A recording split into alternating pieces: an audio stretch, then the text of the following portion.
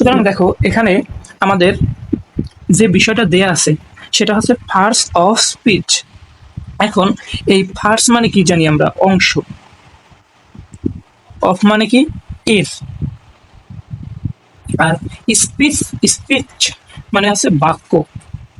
তাহলে এই parts of speech এর পুরো বাংলা কি দাঁড়ায়? বাক্যের অংশ, রাইট?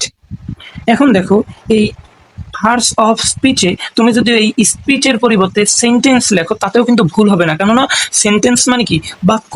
আবার এই পার্টসের পরিবর্তে তুমি যদি সেগমেন্ট লেখো তাহলে ভুল হবে না, কেননা সেগমেন্ট মানে একটা অংশ। এখন আসো, পার্টস অফ স্পিচকে মূলত ভাগ করা হয়েছে 8 ভাগে। কয় ভাগে? 8 ভাগে। এই পার্টস অফ স্পিচকে মূলত 8 ভাগে ভাগ করা হয়েছে। এখন আমরা যদি এই 8 ভাগ নিয়ে একটু আলোচনা করি তাহলে তোমরা এই বিষয়টা সম্পূর্ণভাবে একটা বেসিক ধারণা লাভ করবে। তো আসো, তোমরা এখানে দেখতে পাচ্ছ আমি আগে থেকে লিখে রেখেছি, এখানে পার্টস অফ স্পিচের 8টা এলিমেন্ট বা উপাদানের নাম লেখা আছে। তো এইগুলো তোমরা একটু লক্ষ্য করো। প্রথমে আছে কি? প্রথমে আছে নাউন। আচ্ছা, আমরা প্রথমে একটু বাংলাগুলো নিয়ে কথা বলি, তাহলে দেখবা কি জানো, তোমাদের মানে তোমরা বাংলা ব্যাকরণে পড়ো নাই, ওইগুলো তোমাদের ব্রেনে চলে আসবে। তারপর আমরা ইংলিশটা নিয়ে আলোচনা করবো এবং বাংলাটা আমি তোমাদের ভালোভাবে বুঝাই দিচ্ছি, অর্থাৎ যাদের বাংলায় সমস্যা তারাও মোটামুটি একটা বেসিক ধারণা পাবে। তো আসো, বিশেষ্য মানে আসলে কি বোঝায়? বিশেষ্য মানে বোঝায় কোনো কিছুর নামকে, অর্থাৎ কোনো কিছুর নামকেই আমরা বলতে পারি বিশেষ্য। সর্বনাম বলতে নামের পরিবর্তে যেটা বসবে সেটাই হচ্ছে একটা সর্বনাম। আর বিশেষণ বলতে কি বোঝায়? বিশেষণ বলতে মূলত তোমার বোঝায় নামের দোষ গুণ, নামের দোষ গুণ বোঝায়। ক্রিয়া মানে কি? কাজ, কাজ বোঝায়। এই যে আমি তোমাদের মানে এখন বর্তমানে এই ক্লাসটা নিচ্ছি, এটা কিন্তু ওয়ান কাইন্ড অফ কাজ। তো এটা হচ্ছে একটা ক্রিয়া। তারপর অ্যাডভার্ব কি? অ্যাডভার্ব হচ্ছে ক্রিয়া বিশেষণ, অর্থাৎ কাজের দোষ গুণ। বিশেষণ মানে যদি দোষ গুণ বোঝায় তাহলে ক্রিয়া বিশেষণ মানে কি? কাজের দোষ গুণ। এখন আসো, এই তিনটা একটু আমাদের কাছে আনকমন মনে হয়, অর্থাৎ প্রিপোজিশন, কনজাংশন, ইন্টারজেকশন। এই প্রিপোজিশন, কনজাংশন, ইন্টারজেকশন যদি আমরা সহজভাবে জানতে চাই, আমি তোমাদের প্রথম উদাহরণটা দেই। প্রিপোজিশন মানে কি জানো? বাক্য বা উপবাক্যে বা পদে যে একটা অংশ বসে সেটাই আমরা বলতে পারি প্রিপোজিশন। আমি আমার ভাষায় বলতেছি। কনজাংশন কি? কনজাংশন হচ্ছে তোমার দুটি শব্দ বা বাক্যের মধ্যে সম্পর্ক স্থাপন করে। আর ইন্টারজেকশন তোমার ধরো দোষ গুণ এরকম কিছু একটা বোঝায়। হ্যাঁ, এটাকে অনন্যই অব্যয় বলে। তো এই তিনটা বিষয় আমরা তিনটা বাক্যের মাধ্যমে সহজে শিখতে পারি। তো এই বাক্য তিনটা একটু তোমরা লক্ষ্য করো। প্রথম বাক্যটাই কি বলছে? যদিও সে ছোট তবুও সাহসী। এটা হচ্ছে একটা পদোন্নয়ী অব্যয়। এখানে এই তবুও হচ্ছে একটা কি? প্রিপোজিশন, অনন্যই অব্যয়, কেননা এটা একটা উপবাক্যের মধ্যে একটা অংশ বসছে। আবার দেখো, আমি ভাত এবং মাছ খাই। এই যে এবং, এখানে যে এবং বসছে, এই এবংটা হচ্ছে একটা তোমার সংযোজক অব্যয়, অর্থাৎ শব্দ বাক্যাংশে বাক্যের সংযোগ ঘটাইছে। এখন এই শেষের বাক্যটা একটু দেখো, কি বলছে? আহা নারী কত সুন্দর অভিনয় করে। কি বলছে? আহা নারী কত সুন্দর অভিনয় করে, অভিনয়ের জন্য নারী সেরা রে। আচ্ছা দেখো, এখানে এই যে আহা বসছে না, এই আহা হচ্ছে একটা ইন্টারজেকশন। আহা কি? একটা ইন্টারজেকশন, অনন্যই অব্যয়। বুঝতে পারতেছো? আচ্ছা, আমি আশা করি তোমরা বুঝতে পারছো। এবং এখানে তুমি আরো দিতে পারতো একটুর জন্য ফেল করলাম, তো এখানে এই হয়তো একটা কি? অনন্যই অব্যয়। আচ্ছা, তাহলে আমরা একটু এখানে তোমাদের একটা কথা বলে যাই। এখানে পদোন্নয়ী অব্যয়, সংযোজক অব্যয় কি কি হতে পারে আসলে? এবং, কিন্তু, অথবা, যদি, তবে, যদিও, তবু, এ সব কিছু হচ্ছে কি? Preposition, conjunction. এগুলা বাক্যের ধরন অনুসারে যেখানে বসবে সে অনুসারে পদোন্নয়ী হতে পারে, সংযোজক হতে পারে। তো আজকে আমরা প্রথমে আলোচনা করবো কি নিয়ে জানো? নাউন নিয়ে। তো আসো, নাউন নিয়ে আলোচনা করার ক্ষেত্রে আমাদের প্রথমে জানতে হবে নাউনকে আমরা প্রধানত কয় ভাগে ভাগ করি। নাউনকে আমরা প্রধানত 2 ভাগে ভাগ করতে পারি। কি কি? কনক্রিট নাউন আর হচ্ছে অ্যাবস্ট্রাক্ট নাউন। প্রথমে আমরা কি লিখবো? Concrete noun, and second one is abstract noun. Here abstract noun. আচ্ছা দেখো, এই কনক্রিট নাউন বলতে আমরা আসলে কি বুঝি? কনক্রিট নাউন হচ্ছে যেটা তুমি ধরতে পারবা, অর্থাৎ এই কলমটা আমি ধরতে পারতেছি না, দেখো এই কলমটা আমি কি করতেছি? ধরতে পারতেছি। খাতাটা আমি ধরতে পারতেছি, আমি অনুভব করতে পারতেছি, পাশাপাশি ধরতে পারতেছি। তো এইটারে আমরা কি বলবো? কনক্রিট নাউন, অর্থাৎ ইন্দ্রিয় গ্রাহ্য বিশেষ্য। এবং অ্যাবস্ট্রাক্ট নাউন হচ্ছে যেটা গুণ বা অবস্থার প্রতিনিধিত্ব করে। কার? গুণের বা তোমার একটা অবস্থার প্রতিনিধিত্ব করে, অর্থাৎ এটারে আমরা ধরতে পারবো না, ছুঁইতে পারবো না, অর্থাৎ উই কান্ট টাচ দ্যাট, আমরা এটাকে ধরতে পারবো না। যেমন আমি ধরো তুমি ধরো আমার উপর রাগ করলা, তো এটা কি তুমি আমাকে ধৈর্য দেখাইতে পারবা না, এটা জাস্ট অনুভব করতে পারবা। সুতরাং এটাই হচ্ছে একটা অ্যাবস্ট্রাক্ট নাউন। এখন আসো আমরা আগে জানি এইগুলো একটু জানার আগে আমরা একটু বিষয় সম্পর্কে জানবো, বা এটা আমরা পরে জানি। আচ্ছা আসো, তো এই যে কনক্রিট নাউনকে আমরা আবার 4 ভাগে ভাগ করতে পারি। কনক্রিট নাউনকে আমরা কয় ভাগে ভাগ করতে পারি? 4 ভাগে। 4 ভাগটা হচ্ছে প্রপার নাউন, কমন নাউন, তারপর তোমাদের হচ্ছে ম্যাটেরিয়াল নাউন, আর এখানে আছে কালেকটিভ নাউন, যেটা আমি বলিনি, সরি। আচ্ছা দেখো, এখন আমরা প্রথমে আলোচনা করব প্রপার নাউন নিয়ে। তার আগে আমি তোমাদের বলে দিতে চাই, এই যে নাউন আমরা লিখবো বা পড়বো, এই নাউনগুলো আমরা কোন কোন ক্ষেত্রে ব্যবহার করতে পারি। দেখো, আসলে পৃথিবীতে নাম নাই এমন কোনো জিনিস নাই, তোমাদের এটা সব টিচাররাই বলবে। সুতরাং নাউন হচ্ছে এমন একটা জিনিস যার সব জায়গায় মোটামুটি ব্যবহার আছে। তো তোমরা যদি বাক্যের ক্ষেত্রে লক্ষ্য করো, তাহলে নাউন বিভিন্ন ভূমিকায় বসতে পারে। যেমন নাউন সাবজেক্টে বসতে পারে,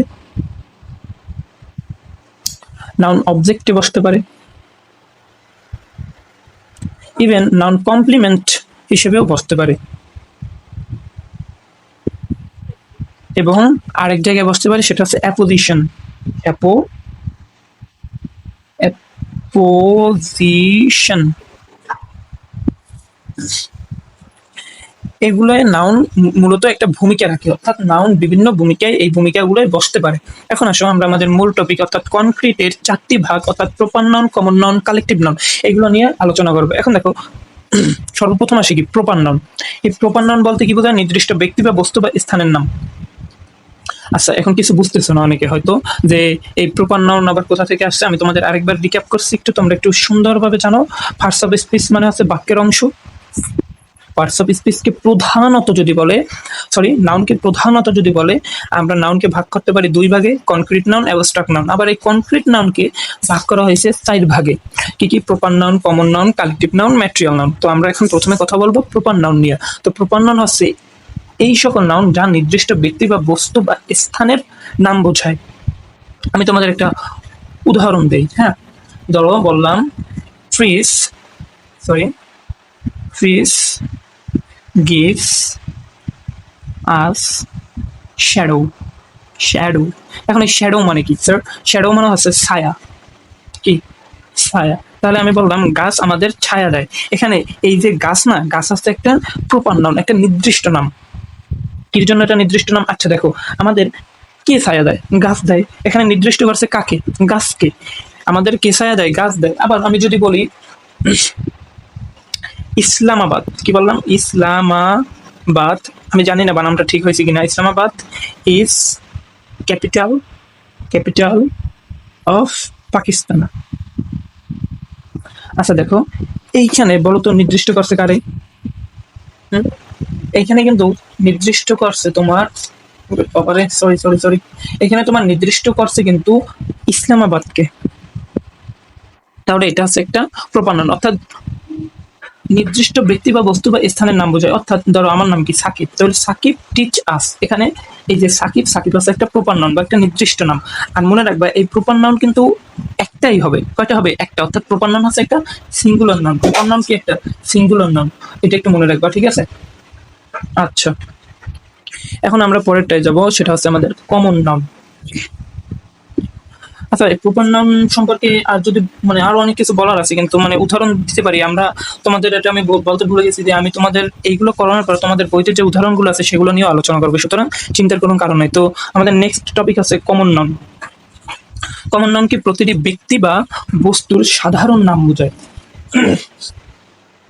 আচ্ছা, আমার নাম কি? মোহাম্মদ সাকিব। তোমার নাম কি? ধরো তোমার নাম হচ্ছে একটা নাম, ধরো রিফাত। হ্যাঁ, তোমার নাম আছে রিফাত বা রনি, এরকম একটা নাম। তো আমি একটা ছেলে, তুমি একটা ছেলে। তো আমাদের সাধারণ নাম কি? ছেলে। সুতরাং এই যে বয়, গার্ল, এই সব যে জিনিসগুলো আছে না, এইগুলাই হচ্ছে এক একটা কমন নাউন। বুঝতে পারতেছো? তো এইগুলাই হচ্ছে একটা কমন নাউন। আমি তোমাদের একটা উদাহরণের মাধ্যমে বুঝাই। আকবর। ওয়াজ আ নোবেল কিং। এখানে আকবর ছিল একজন নোবেল কিং বা নোবেল রাজা। এখানে এই যে নোবেল রাজা, এটা কি? আকবর। তাইলে আকবরের সাধারণ ব্যক্তিত্ব কি? সে একজন রাজা। তো তার জন্য এটা কমন নাউন। আমি তোমাদের একটা সহজ উদাহরণ দেই। রহিম ইজ আ লিটল বই। এখানে রহিম কি? একটা ছোট ছেলে। তাহলে রহিমের সাধারণ পরিচয় কি? সে একটা ছেলে। সে একটা কি? ছেলে। এই ছেলে হচ্ছে একটা মানে তোমার কমন নাউন। অর্থাৎ তোমার প্রতিটি ব্যক্তি বা বস্তুর সাধারণ নামকেই আমরা বলতে পারি কি? Common noun. তারপরে আসি আমরা কালেকটিভ নাউনে। কালেকটিভ নাউন কি? সমজাতীয় কোনো ব্যক্তি বা বিষয়ের সমষ্টিকে বোঝায়। কি বোঝায়? সমজাতীয় কোনো ব্যক্তি বা বস্তুর সমষ্টিকে বোঝায় কালেকটিভ নাউন। আচ্ছা, আমি তোমাদের একটা মজার কথা বলি। অনেকে এই কমন নাউন আর কালেকটিভ নাউন মানে দুইটাকে এক করে ফেলায়। তো আমি তোমাদের বলতে চাই, এই কালেকটিভ নাউনকে সহজভাবে যদি তোমরা মনে রাখতে চাও, তাহলে তোমরা এটাতে বলতে পারো common noun plus common noun is equal to collective noun. Sorry, collective noun. Common noun plus common noun is equal to collective noun. এটা বলার কারণ আছে, দেখো আমরা একটা কমন নাউন নেই বয়, আর একটা কমন নাউন নেই ধরো গার্ল। না, এটা আমরা একটু পরে যাচ্ছি। আমরা একটা জিনিস দেখি আগে। আমি তোমাদের একটা উদাহরণ দিই। হ্যাঁ, ধরো আমি বললাম দ্য আর্মি ইজ ফর্মড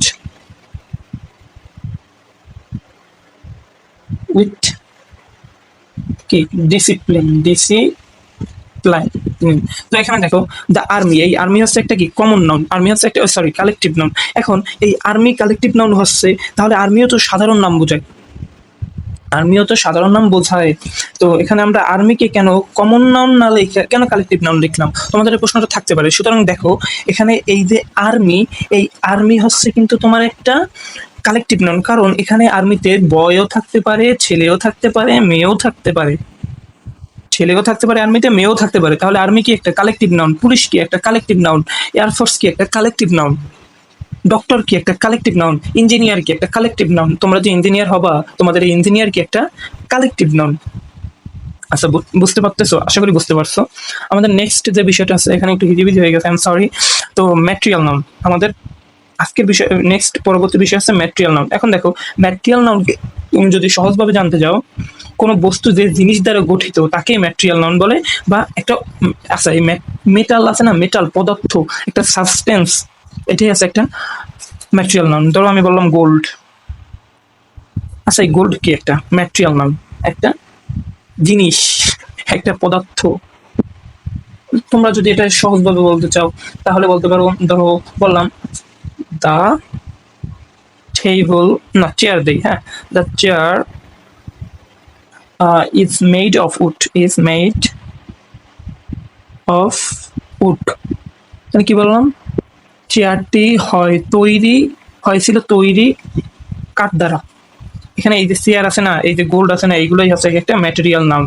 একটা পদার্থ, কোনো বস্তু বা জিনিস দ্বারা যা গঠিত হয়। অর্থাৎ এটা কি দ্বারা? কোনো বস্তু যে জিনিস দ্বারা গঠিত। তাহলে এখানে উড হচ্ছে একটা, সরি, এখানে উড হচ্ছে একটা ম্যাটেরিয়াল নাউন, কেননা এইটা দ্বারা তো চেয়ারটা গঠিত হয়েছে। আবার ধরো আমি বললাম the ring was gold, the ring was made by gold. এখানে এই গোল্ড হবে একটা ম্যাটেরিয়াল নাউন। আবার বললাম the YouTube play button is made by silver. তো এখানে এই সিলভার আছে একটা কি? Material noun. বুঝতে পারতেছো?